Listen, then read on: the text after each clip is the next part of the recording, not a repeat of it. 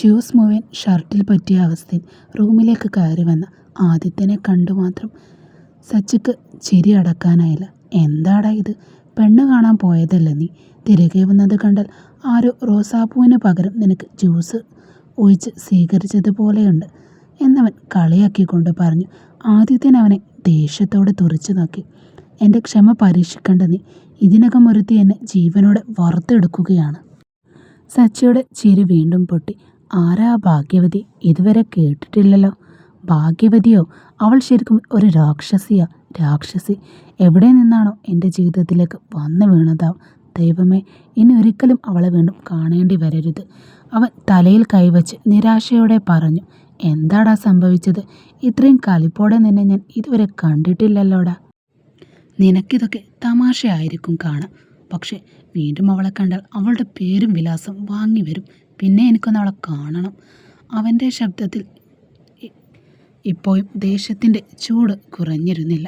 സച്ചി വിഷയം മാറ്റാനായി ശ്രമിച്ചു. അതൊക്കെ വിടടാ, എനിക്ക് വിശക്കുന്നുണ്ട്. എനിക്കുമുണ്ടായിരുന്നു, പക്ഷേ റെസ്റ്റോറൻറ്റിൽ പോയിട്ട് ഒരു കഷ്ണം പോലും കഴിക്കാനായില്ല. എല്ലാം ആ രാക്ഷസിയുടെ കാര്യം അപ്പോൾ വന്നത്. അപ്പോൾ ഇനി എന്ത് ചെയ്യണ്ടാ നമ്മൾ? എനിക്കൊന്നും അറിയില്ല. പാചകം ചെയ്യാൻ എന്നെ നോക്കണ്ട.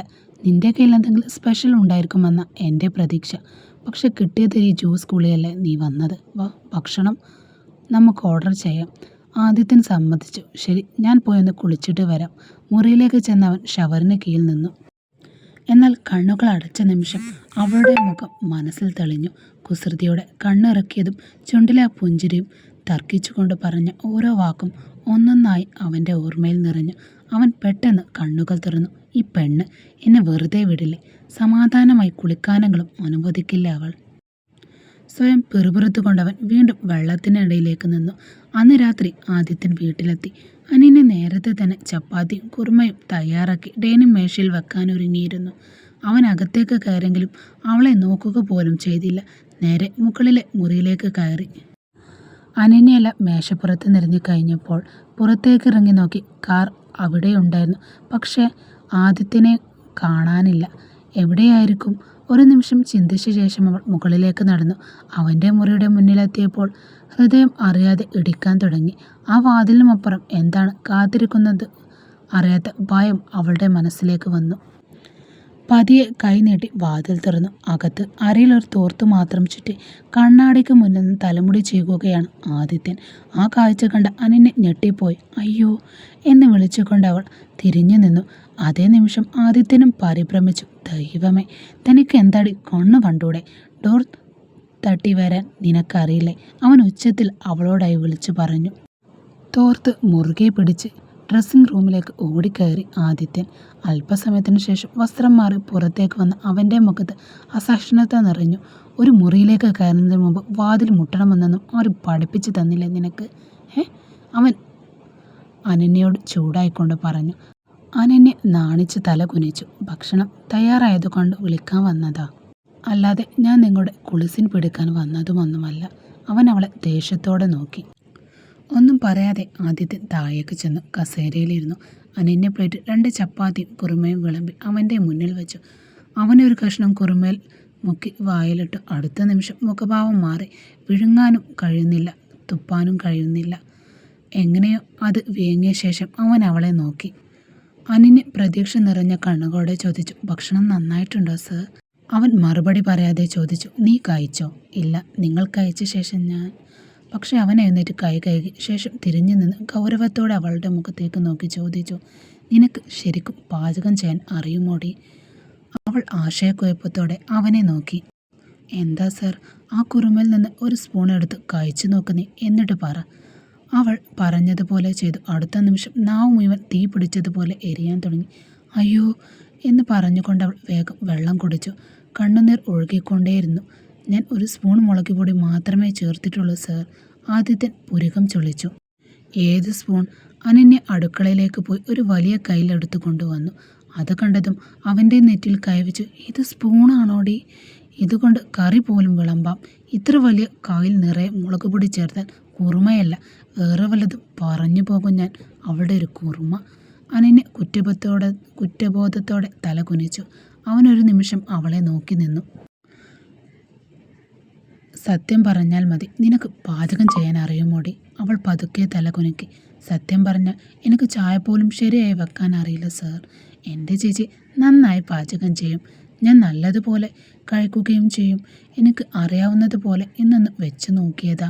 എരിവ് കാരണം ഹോ എന്ന് വായ ഊതിക്കൊണ്ട് അവൾ പതുക്കെ പറഞ്ഞു.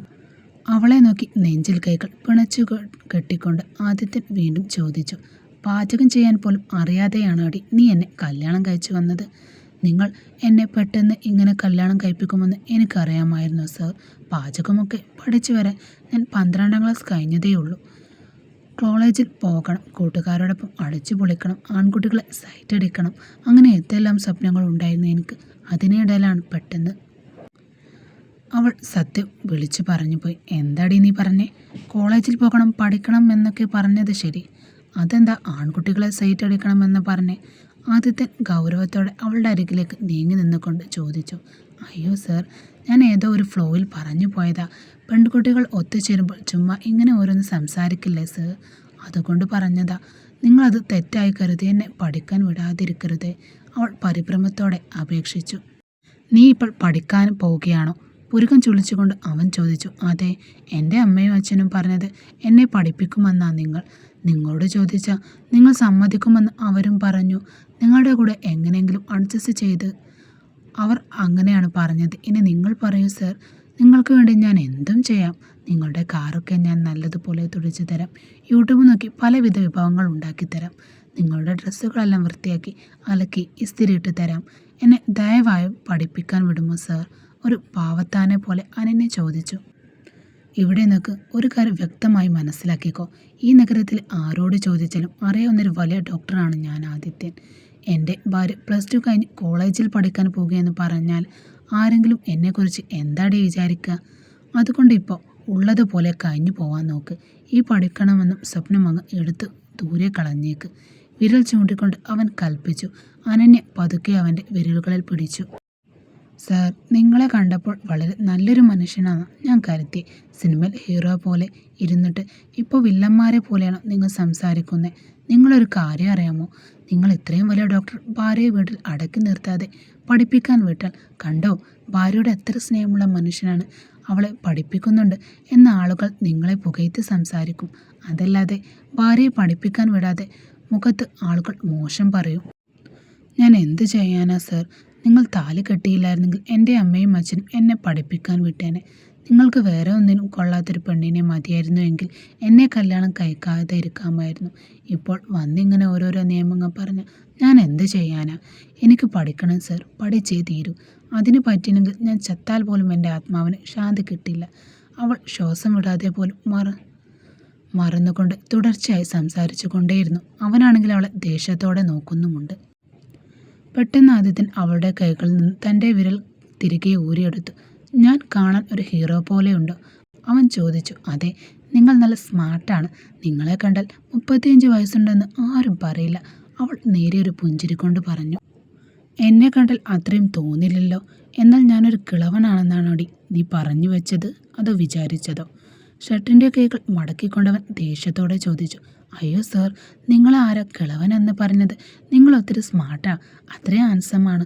നിങ്ങളൊക്കെ റോഡിലൂടെ നടന്നു പോയാൽ ഒരു പെണ്ണും നിങ്ങളെ നോക്കാതെ പോകില്ല. അവളുടെ വാക്കുകൾ കൊഞ്ചലും കുസൃതിയും നിറഞ്ഞിരുന്നു. നീ ഒത്തിരി സംസാരിക്കുന്നുണ്ട്. ആദ്യം നിൻ്റെ വായൊന്ന് അടച്ചു വെക്ക്. എനിക്ക് നന്നായി വിശക്കുന്നുണ്ട്. മേശപ്പുറത്ത് ടിഫിനൊന്നും കാണുന്നില്ലല്ലോ. നിന്നെ ഞാൻ ഇനി എന്ത് ചെയ്യാനാ? ഈ ചപ്പാത്തി കഴിക്കാൻ വേറെ എന്തെങ്കിലും ഉണ്ടോ ഇവിടെ? സാർ, കുറുമയില്ലെങ്കിൽ എന്താ, ഈ ജാം ഇരിപ്പുണ്ടല്ലോ, അത് തൊട്ട് ചപ്പാത്തി കഴിച്ചാൽ മതി. ഇനി ഇതിനായി ഉരുളക്കിഴങ്ങ് വേവിച്ച് പയറ് വേവിച്ച് ഞാൻ എപ്പോഴാണ് പുതിയ കുറുമ ഉണ്ടാക്കുക? എനിക്ക് ഭയങ്കരമായിട്ട് വിശക്കുന്നുണ്ട് സാർ, പ്ലീസ് സാർ. നിസ്സഹായയായി അവൾ അപേക്ഷിച്ചു. ആദിത്യൻ നിരാശയോടെ തലയിൽ കഴിച്ചു. എല്ലാം എൻ്റെ വിധി. എൻ്റെ പ്രായത്തിനൊത്ത പെണ്ണിനെ വിവാഹം ചെയ്തിരുന്നെങ്കിൽ എത്ര സമാധാനമായി ജീവിക്കാമായിരുന്നു. ഇതിപ്പോൾ നഴ്സറി സ്കൂളിൽ പോകേണ്ട പ്രായമുള്ള ഒരു കുരുന്നിനെ എൻ്റെ തലയെ കെട്ടിവെച്ചേ.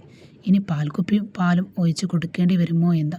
ഇനി എന്തെല്ലാം ഞാൻ കാണേണ്ടി വരും എൻ്റെ ഈശ്വര, അവൻ പെറുപുറത്തുകൊണ്ട് പറഞ്ഞു. അവൻ പതിയെ ഡൈനിങ് ടേബിളിലേക്ക് നടന്നു. അവൻ ഭക്ഷണം കഴിച്ചു തീരുന്നതുവരെ അനന്യ ക്ഷമയോടെ കാത്തിരുന്നു. ശേഷം അതേ ജാം കൂട്ടി ബാക്കിയുണ്ടായിരുന്ന ചപ്പാത്തിയും അവൾ കഴിച്ചു തീർത്തു. ഭക്ഷണം കഴിഞ്ഞ ഉടൻ ആദിത്യൻ മുകളിലെ കിടപ്പുമുറിയിലേക്ക് നടന്നു. അനന്യ താഴെയുള്ള മുറിയിലെ കട്ടിലിൽ നിശബ്ദയായി കിടന്നു.